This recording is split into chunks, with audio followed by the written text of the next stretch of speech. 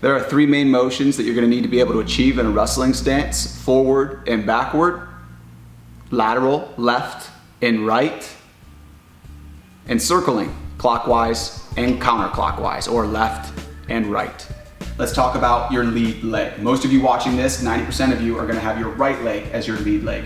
If you're not completely sure what your lead leg should be, just stand relaxed, try not to think about anything, and have someone push you from behind. Whatever leg steps forward, that's your lead leg. And wherever you step, that's about where you're gonna want your lead leg to sit. Now let's talk about hip level. You want your hips low as your anatomy allows. If you're an older student, if you have bad knees, you might not be able to get too low. Just get as low as you can. You don't wanna be standing straight up. You wanna have some hinge in your hips with your chest floating over your lead leg knee, okay? And I always keep a straight back. I don't want any roundness in my back. I don't want my head going low. I want a nice straight back with my head up. Let's talk about hand placement.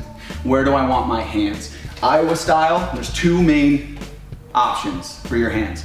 Iowa style, which is a strict defensive hand over my lead leg. My lead leg is gonna be closest to my opponent. So the thought being I am going to want to prioritizing protecting this leg, keeping a hand nice and disciplined over top of it. My attack hand, my backhand making contact first. Or the Oklahoma State style stance with your elbows sort of T-Rex pulled to your arms, ready to jut out and attack, creating motion from here.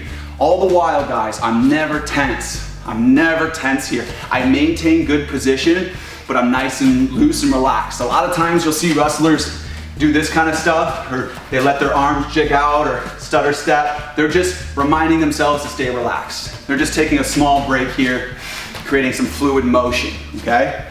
So our hip level is low, but not so low that we're past parallel with our femur to the mat, okay? Our arms are either Iowa style, defensively out in front. We call this our shield hand, and our attack or our sword hand, or Oklahoma State style with our elbows pulled in tight to our sides here, okay?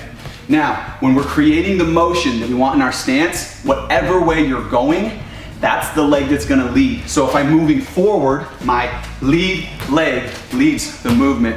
If I'm going backwards, you guessed it, my back leg leads the movement.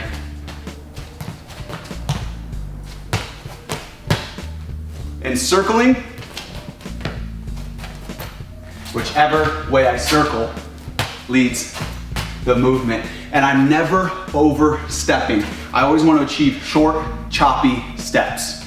I'm never going too wide, okay? I want to have short, fast, choppy steps. Always keeping my feet under me so I have an increased ability to attack. So if you want to learn wrestling, one of the first things you have to do is condition your legs. You have to be able to move through all of these ranges of motion without coming out of your stance. The moment you come out of position, you leave yourself vulnerable for a leg attack, and also you're not in position then to attack their legs. So start a timer and go through all of these ranges of motion for as long as you can. And then when you absolutely can't take it anymore, your legs are on fire, they're burning, wait 5 more seconds and come out of your stance. Go and check your timer. Rest, let your body recover, then repeat that process 3 more times, all in your staggered stance. Repeat this process for a week or 2 to condition your legs in a way that's applicable for grappling. Guys, forget the squat rack, forget your leg jumps, just work on your stance. Just do stance work. That's plenty enough conditioning, you'll see. It's gonna be plenty enough conditioning for your legs, and you're building strength that's applicable for grappling. And then we'll see you guys back here to learn your very first takedown.